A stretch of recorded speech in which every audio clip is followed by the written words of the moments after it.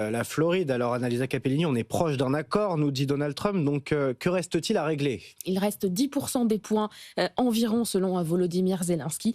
Pour le président ukrainien, 90% des points du plan de paix auraient donc été réglés. Alors qu'est-ce qu'il reste dans ces 10% si difficiles à résoudre? Il y a évidemment un point d'achoppement majeur encore et toujours, la question des territoires. Kiev demande un gel de la frontière en l'état, alors que Moscou exige non seulement la reconnaissance officielle de la Crimée, annexée en 2014, mais en plus l'intégralité du Donbass, même les zones qui sont encore dans les mains des Ukrainiens. Le président américain Donald Trump, lui, a réaffirmé sa position sur le sujet hier soir.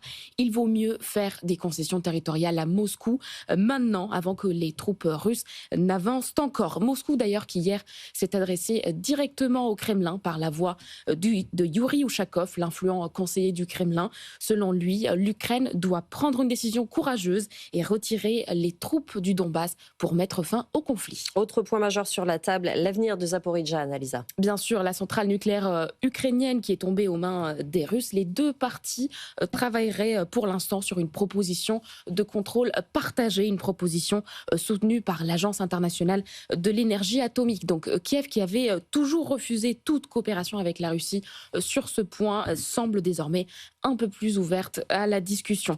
Un dernier point en revanche sur lequel les Ukrainiens ne sont pas prêts à un compromis pour l'instant, c'est celui des garanties de sécurité. Ces garanties offertes par les États-Unis et l'Europe aux Ukrainiens pour éviter d'une part la reprise du conflit et d'autre part un futur conflit, une future nouvelle attaque de Moscou, un sujet qui sera sans doute abordé lors de la prochaine réunion des alliés de Kiev, annoncée par Emmanuel Macron dans la nuit et prévue pour début janvier à Paris. Merci.